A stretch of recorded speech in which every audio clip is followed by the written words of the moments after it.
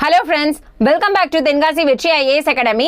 In this video today we are going to see the lesson in 9th Standard Polity Unit 1 Forms of Government and Democracy. அதாவது Forms of Government அரசாங்க அமைப்புகள் மற்றும் Democracy மக்களாட்சி. இத பத்தி தான் இந்த லெசன்ல நம்ம பிரீஃபா பார்க்க போறோம். நம்ம சேனலை சப்ஸ்கிரைப் பண்ணிக்கோங்க. உங்க ஃப்ரெண்ட்ஸ்க்கும் ஷேர் பண்ணுங்க. நம்ம சேனல்ல ரெகுலரா சமச்சீர் ஸ்கூல் புக்ஸ்ல இருக்க ஸ்டாண்டர்ட் வைஸ் வீடியோஸ் எல்லாமே கண்டினியூஸா அப்லோட் பண்ணிட்டு இருக்கோம். இது டெட், டிஆர்பி, டியூனிஎஸ்ஆர்பி படிக்கிற ஸ்டூடண்ட்ஸ் எல்லாருக்குமே யூஸ்ஃபுல்லா இருக்கும். நீங்க உங்க ஃப்ரெண்ட்ஸ்க்கு ரெஃபர் பண்ணுங்க. இன்னைக்கான லெசன் நம்ம பார்க்கலாம். Forms of Government and Democracy. So இந்த லெசன்ல என்னலாம் நம்ம தெரிஞ்சுக்க போறோம் அப்படினா know the forms of government, understand the meaning of democracy and know the merits and demerits of democracy and know the challenges to Indian democracy. Introduction பார்க்கலாம். We are going to learn from this lesson how various forms of government have developed globally. So உலகத்துல ஒவ்வொரு நாடுகளுக்கும் ஒவ்வொரு அரசாங்க அமைப்புகள் இருக்கு. அதெல்லாம் எப்படி டெவலப் ஆச்சு அப்படின்றத பார்க்க போறோம். Today many countries of the world follow different types of governments, but the modern world prefers democracy. So இந்த காலகட்டத்துல எல்லா நாடுமே ஒவ்வொரு அரசாங்க அமைப்புகளை ஃபாலோ பண்றாங்க. ஆனாலும் அதிகமான அளவு உலகத்தால விரும்பப்படுற அரசாங்க அமைப்பு என்னதுன்னா மக்களாட்சி தான். Forms of government. So அரசாங்கத்தோட அமைப்புகள் கொடுத்திருக்காங்க. The governance of nations differ significantly based on who has power. So ஒரு அரசாங்க அமைப்பு எதை பொறுத்து அமையும் அப்படின்னா who has the power, யார்கிட்ட அதிகாரம் இருக்கு அப்படின்றத பொறுத்து அது என்ன விதமான அரசாங்க அமைப்புன்றது இருக்கு. There are different forms of government: aristocracy, monarchy, autocracy, oligarchy, theocracy, democracy and republic. So இதுதான் என்னது forms of governments. So first one பார்க்கலாம், aristocracy. aristocracy னா தமிழ்ல என்ன அப்படின்னா உயர் குடியாட்சி அப்படினு சொல்லுவாங்க. A form of a government in which the power is in the hands of a small privileged ruling class nobles. So அதாவது small privileged ruling class னா ஒரு சில சிறப்பு உரிமைகள் பெற்ற ஒரு உயர்ந்த குடி மக்கள்கிட்ட அதிகாரம் போய் இருக்கிறதா என்ன சொல்லுவாங்கன்னா உயர் குடியாட்சி அப்படினு சொல்லுவாங்க, aristocracy. So எக்ஸாம்பிள் என்னன்னா United kingdom, Britain and Spain தான் என்னது aristocracy க்கான எக்ஸாம்பிள்ஸ். ரெண்டாவது வந்து monarchy. monarchyன்றது என்னன்னா முடியாட்சின்னு தமிழ்ல சொல்லுவாங்க. A system of government in which one person reigns supreme, usually a king or a queen.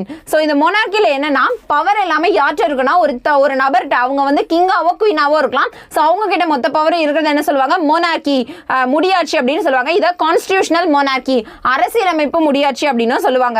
இதுக்கு எக்ஸாம்பிள்ஸ் என்னென்ன நேஷன்ஸ்லாம் பூட்டான், ஓமன், கட்டார், இதெல்லாம் என்னது monarchyக்கான எக்ஸாம்பிள்ஸ். Next autocracy. autocracy அப்படின்ற என்ன சொல்வாங்கன்னா தனிநபர் ஆட்சின்னு தமிழ்ல சொல்லுவாங்க. a system of government by one person with absolute power. அதாவது ஒரே ஒரு நபர் தான் இருப்பாங்க, அந்த நபர்கிட்ட தான் ஒட்டுமொத்த அதிகாரமும் போய் அவங்ககிட்ட தான் இருக்கும். அதுதான் என்னது autocracy, தனிநபர் ஆட்சின்னு சொல்லுவாங்க. இதுக்கு எக்ஸாம்பிள் என்னென்ன நேஷன்னா north Korea and Saudi Arabia தான் autocracyக்கான எக்ஸாம்பிள்ஸ். அடுத்து oligarchy. so oligarchyன்றது என்னன்னா சிறுகுழு ஆட்சி அப்படின்னு தமிழ்ல சொல்லுவாங்க. a small group of people having control of a country or a organization. அதாவது ஒரு நாட்டுல வசிக்கக்கூடிய ஒரு சின்ன ஒரு மக்கள் குழு வந்து ஒட்டுமொத்த நாட்டை ஆட்சி பண்ணாங்கன்னா அதுதான் என்னது oligarchy, சிறுகுழு ஆட்சின்னு சொல்லுவாங்க. இதுக்கு எக்ஸாம்பிள்ஸ் என்னெல்லாம்னா former Soviet Union, so முன்னாள் Soviet Union, China, Venezuela and north Korea, இதெல்லாம் தான் என்னது oligarchyக்கான எக்ஸாம்பிள்ஸ். Next one theocracy. theocracyன்றது என்ன சொல்லுவாங்கன்னா மத குருமார்களோட ஆட்சி அப்படின்னு தமிழ்ல சொல்லுவாங்க. a system of government in which religious doctrines from the basis of government headed by a priest who rules in the name of a god or proclaims himself as a god. அதாவது தியோக்ரசி என்னன்னா ஒரு நாட்டுல வாழக்கூடிய ஒரு மதகுருமார்கள் இருப்பாங்க. பிரீஸ்ட்னா என்னது மதகுருக்கள். அவங்க வந்து என்ன பண்ணுவாங்கன்னா அவங்களையே கடவுளாவோ இல்ல கடவுள் பேரை சொல்லியோ ஆட்சி நடத்துவாங்க. அதுதான் என்ன சொல்றாங்க தியோக்ரசி, மதகுருமார்கள் ஆட்சி அப்படின்னு சொல்றாங்க. எக்ஸாம்பிள் என்னன்னா வாட்டிகன். ஸோ இப்போ வந்து போப் பிரான்சிஸ் வந்து வாட்டிகனோட இதா ஹெட்டா இருக்காங்க. Next democracy. டெமோக்ரஸினா என்ன மக்களாட்சின்னு சொல்லுவோம்ல தமிழ்ல. a system of government in which eligible members in the population vote to elect their elected representatives and the party or individual who obtains the majority votes forms the government. so மக்களாட்சியை பொறுத்த வரைக்கும் என்னன்னா தகுதி வாய்ந்த மக்கள் வந்து அவங்களோட பிரதிநிதிகளை அவங்களுக்குள்ள இருந்தே ஓட் போட்டு என்ன பண்ணுவாங்க தேர்ந்தெடுப்பாங்க. ஸோ அவங்க தேர்ந்தெடுத்ததுல அந்த மெஜாரிட்டி ஓட்ஸ் வாங்கின கட்சி என்ன பண்ணுவாங்க ஆட்சி அமைப்பாங்க. ஃபார் எக்ஸாம்பிள்ஸ் டெமோக்ரஸி எங்கெங்கெல்லாம் இருக்கு அப்படின்னா இந்தியா, இந்தியா, USA, பிரான்ஸ் இங்கெல்லாம் இருக்கு. ரிபப்ளிக்ன்றது என்னது? குடியரசு அப்படின்னு தமிழ்ல சொல்லுவாங்க. A state in which supreme power is held by the people and their elected representatives and which has an elected or nominated president rather than a monarch. So குடியரசு அப்படின்றதுனா மக்கள்கிட்டயோ மக்களால தேர்ந்தெடுக்கப்பட்ட பிரதிநிதிகள்கிட்டயோ எல்லா அதிகாரமும் போய் இருக்கிறதா என்னது? குடியரசு, ரிபப்ளிக்னு சொல்லுவாங்க. ஸோ இந்த வகை அரசாங்கத்தில் யாருக்கு தான் அதிகமான பவர் இருக்கும்னா மக்களால் தேர்ந்தெடுக்கப்பட்ட குடியரசுத் தலைவருக்கு தான் ஒரு கிங் ஆர் குயினை விட என்ன இருக்கும்? அதிகாரம் அதிகமாக இருக்கும். ஸோ எக்ஸாம்பிள்ஸ் எந்தெந்த நாடுனா இந்தியா அண்ட் ஆஸ்திரேலியா தான் என்னது? இந்த ரிபப்ளிக்கான எக்ஸாம்பிள்ஸ். நெக்ஸ்ட், டு யூ நோன்னு ஒரு பாக்ஸ் கடன் கொடுத்துருக்காங்க பாருங்க. The term republic was first coined in 500 BCE in Rome. So first இந்த ரிபப்ளிக்ன்ற வேர்டு எங்கே தான் வந்துச்சு? 500 BCக்கு முன்னாடியே ரோம்ன்ற இடத்துல தான் ஃபர்ஸ்ட் இந்த வேர்டை யூஸ் பண்ணாங்க. It is derived from res publica, a Latin word meaning public matter. So இது வந்து res publica அப்படின்ற ஒரு லத்தீன் வார்த்தையிலிருந்து வந்தது. அதோட பொருள் என்னது? பப்ளிக் மேட்டர், அதாவது பொது விவகாரம் அப்படின்னு சொல்லுவாங்க தமிழ்ல. Next, India became a republic on 26 January 1950. எப்ப இந்தியா வந்து குடியரசா மாறுச்சு? ஜனவரி 26, 1950. It is governed in accordance with the constitution adopted on 26 November 1949 which came into force on 26 January 1950. So நம்மளோட இந்தியன் கான்ஸ்டியூஷன் வந்து எப்போ வந்து அரசியலமைப்பை கொடுத்தாங்க அப்படின்னா வந்து நவம்பர் 26, 1949 ஏற்றுக்கிட்டாங்க. பட் எப்போ வந்து came into force நடைமுறைக்கு வந்துச்சுன்னா ஜனவரி 26, 1950. ஸோ அதனால தான் நம்ம வந்து ரிபப்ளிக் டே Jan 26 வந்து செலிப்ரேட் பண்றோம். Next, what is democracy? Democracy is a form of government that allows people to choose their rulers. So மக்களாட்சி அப்படின்றது என்னன்னா அந்த நாட்டில் வசிக்கக்கூடிய மக்கள் அவங்கள யாரை ஆட்சி பண்ணணும் அப்படின்றத அவங்களே தேர்ந்தெடுக்கிறதுக்கு ரைட்ஸ் கொடுக்குது. Only leaders elected with the people should rule the country. So அந்த மக்களால் தேர்ந்தெடுக்கப்பட்ட லீடர்ஸ் மட்டும் தான் என்ன பண்ண முடியும்? அந்த நாட்டை வந்து ரூல் பண்ண முடியும், அதாவது ஆட்சி செய்ய முடியும்.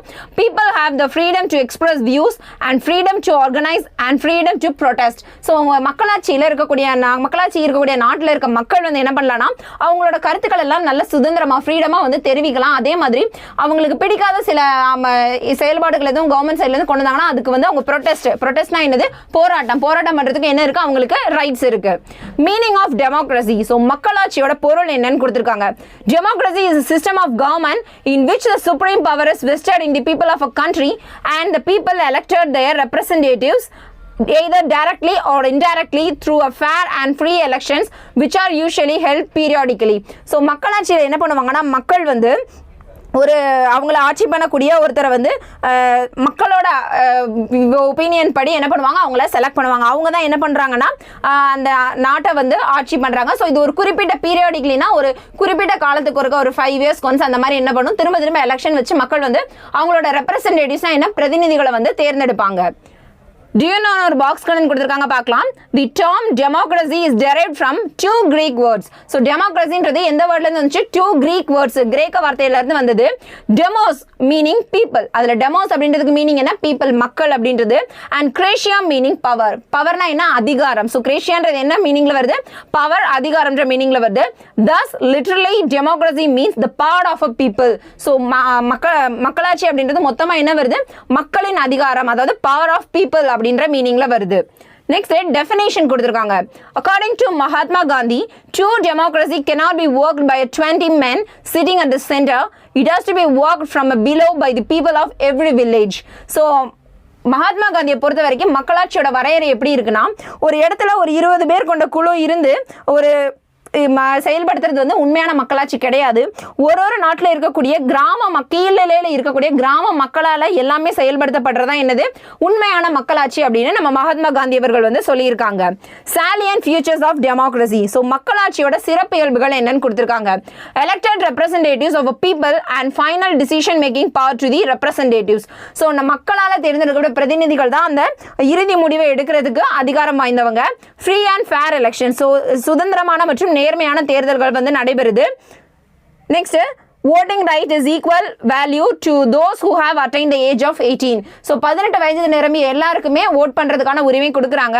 Fundamental rights and protection of individual freedom. So அடிப்படை உரிமைகள் மற்றும் இண்டிவிஜுவல் ஃப்ரீடம்னா தனிநபர் பாதுகாப்புக்கு என்ன பண்ணுறாங்க? சுதந்திரம் கொடுக்குறாங்க. நெக்ஸ்ட் ஒரு பாக்ஸ் கடன் கொடுத்துருக்காங்க. Abraham Lincoln, one of the presidents of USA, defines democracy as a government of the people by the people and for the people. So மக்களுக்காக மக்களே நடத்தும் ஆட்சி தான் என்னது மக்களாட்சி அப்படின்னு ஆப்ரஹாம் லிங்கன் US ஓட ஃபார்மர் பிரசிடென்ட் வந்து என்ன பண்ணிருக்காங்க டெஃபினிஷன் கொடுத்திருக்காங்க. Next evolution of democracy. So evolution என்ன ஒரு பரிணாம வளர்ச்சி எப்படி டெமோக்ரஸி வந்து வந்துச்சு அப்படின்றது. Democracy began 2500 years ago in some one of the city states of ancient Greece. So பண்டைய என்னது கிரேக்க நாட்டோட ஏதென்ஸ் உட்பட சில நகர அரசுகளில் 2500 ஆண்டுகளுக்கு முன்னாடி என்ன வந்துருச்சு இந்த மக்களாட்சின்றது வந்துருச்சு. It is important to know the democratic institution existed in India as early as the Vedic period. So Vedic periodக்கு முன்னாடி என்ன இருக்கு democratic institution எல்லாம் இருந்திருக்குன்னு சொல்றாங்க. Chanakya's Arthashastra tells us that in ancient India an autonomous village community was the basic unit of a local government. So ஒரு உள்ளாட்சி அமைப்போட அடிப்படை அழகா சுயாட்சி இருந்துச்சு அப்படின்னு சாணக்கியரோட அர்த்தசாஸ்திரம் நூல் வந்து நம்மளுக்கு தெரிவிக்குது. During the later Chola period, ancient Tamil Nadu Kudavolai system was a very notable and unique feature of the village administration of the Cholas. So later Cholas என்ன பிற்கால சோழர்கள் வந்து என்ன பண்ணாங்கன்னா குடவோலை அப்படின்ற ஒரு முறையை வந்து தேர்தல் மக்களிடையே வந்து அந்த அரசனையும் அரசியும் தேர்ந்தெடுக்குது இந்த குடவோலை முறையை பின்பற்றி தான் என்ன பண்ணாங்க தேர்ந்தெடுத்தாங்க. The evolution towards the democracy is represented by the following values. So வந்து இந்த மக்களாட்சியோட பரிணாம வளர்ச்சி எதெல்லாம் வச்சு நம்ம சொல்றோம் அப்படின்னா freedom, equality, fraternity, accountability, transparency and trust. So இதெல்லாம் என்னது மக்களாட்சியோட வளர்ச்சியை பிரதிபலிக்கக்கூடிய மதிப்பீடுகள் இதெல்லாம் தான். ஃப்ரீடம் அப்படின்னா என்ன சுதந்திரம், ஈக்குவாலிட்டி அப்படின்னா சமத்துவம், ஃப்ராட்டர்னிட்டி அப்படின்னா விடுதலை, அக்கௌண்டபிலிட்டி பொறுப்புடைமை, டிரான்ஸ்பரன்சி அப்படின்னா வெளிப்படைத்தன்மைன்னு சொல்லுவாங்க, ட்ரஸ்ட் அப்படின்னா நம்பிக்கை. ஸோ இதெல்லாம் தான் என்னது நம்மளோட டெமோக்ரஸியை ரெப்ரசென்ட் பண்ணக்கூடியதாக இருக்கு. Next types of democracy.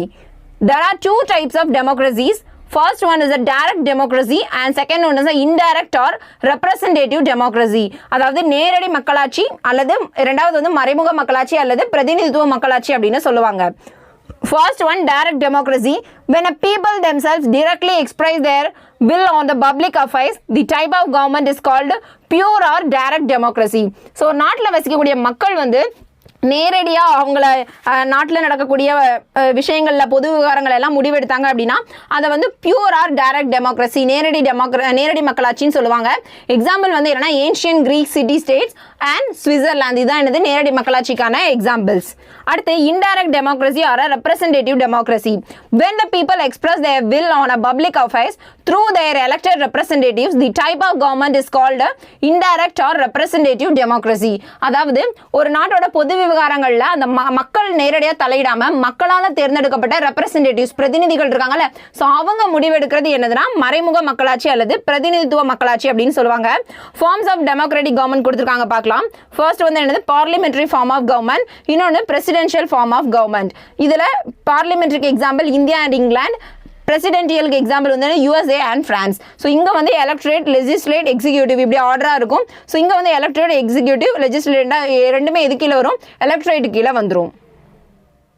Next indirect டெமோக்ரஸிக்கான எக்ஸாம்பிள்ஸ் கொடுத்துருக்காங்க. The prevailing system of democracy in India, USA and UK தான் என்னது இன்டைரக்ட் டெமோக்ரஸிக்கான examples. Next merits and demerits of democracy. So மக்களாட்சியோட நிறைகள் மற்றும் குறைகள். மெரிட்ஸ்னா என்னது நிறைகள், டிமெரிட்ஸ்னா என்னது குறைகள். ஸோ ஃபர்ஸ்ட் மெரிட்ஸ் பார்க்கலாம். First one responsible and accountable government. Second one equality and fraternity. So responsible and accountable government அப்படின்னா என்ன அப்படின்னு பார்த்தோம்னா பொறுப்பும் பதிலளிக்க கடமையும் கொண்ட ஒரு கவர்மெண்ட் இருக்கும். ஈக்குவாலிட்டி அண்ட் ஃப்ராட்டர்னிட்டி அப்படின்னா சமத்துவம் மற்றும் சகோதரத்துவம் இருக்குது. Sense of responsibility among common people அப்படின்னா என்னன்னா மக்கள்கிட்ட வந்து பொறுப்புணர்ச்சி இருக்கு. லோக்கல் செல்ஃப் கவர்மெண்ட் அதாவது தல சுய ஆட்சி இருக்கு. Development and prosperity for all and popular sovereignty, sense of cooperation and fraternal feeling. இதெல்லாம் என்னது மெரிட்ஸ். ஸோ டிமெரிட்ஸ் என்னெல்லாம் பார்த்தோம் அப்படின்னா indirect or representative nature of democracy, lack of interest in democratic process and hence lower turnout in elections. So vote போடுறது எல்லாமே மக்கள் ஆர்வம் இல்லாமல் இருக்கிறனால குறைந்த அளவு வாக்கு பதிவாகிறது. Instability in governance due to a fractured mandate, delay in decision making process. So ஒரு முடிவில் ஒரு இதுக்கான முடிவு எடுக்கிறதுல என்ன ஆகுது டிசிஷன் மேக்கிங்கில் வந்து டிலே ஆகுது, காலதாமதம் ஏற்படுது. அடுத்து டெமோக்ரஸி இன் இந்தியா. இந்தியாவில் மக்களாட்சி எப்படி இருக்குன்றதை கொடுத்துருக்காங்க. India as a parliamentary form of democracy. இந்தியாவில் என்ன டைப் ஆஃப் டெமோக்ரஸி இருக்கு? பார்லிமெண்ட்ரி ஃபார்ம் ஆஃப் டெமோக்ரஸி இருக்கு. The Indian parliament comprises the elected representatives of people and makes a law for the country. So இந்திய பாராளுமன்றத்தில் மக்களால் தேர்ந்தெடுக்கப்பட்ட பிரதிநிதிகள் இருப்பாங்க. அவங்க என்ன பண்ணுவாங்க? நாட்டுக்கு தேவையான சட்டங்களை வந்து இயற்றுறாங்க. The participation of people in the decision making and the consent of citizens are the two important elements of the parliamentary form of government of India. So முடிவெடுக்கிறதுல மக்கள் வந்து பங்கு பெறதும், அந்த மக்கள் வந்து அந்த கொள்கை முடிவெடுக்கிறதுல பங்கு பெறதும் அதுக்கு ஒப்புதல் அளிக்கிறது தான் என்னது இந்தியாவில் இருக்க நாடாளுமன்ற மக்களாட்சி அரசாங்கத்தோட 2 முக்கிய இம்பார்ட்டன்டான திங்ஸ் அப்படின்னு சொல்றாங்க. Next, India is the largest democratic country in the world. Democracy in India works on 5 basic principles. So இந்தியாவில் மக்களாட்சி ஒரு 5 basic principle வச்சு தான் நடக்குது. என்னலாம்னா sovereign இறையாண்மைன்னு சொல்லுவாங்க, socialist, secular, democratic, republic. இதான் என்னது அந்த 5 basic principles.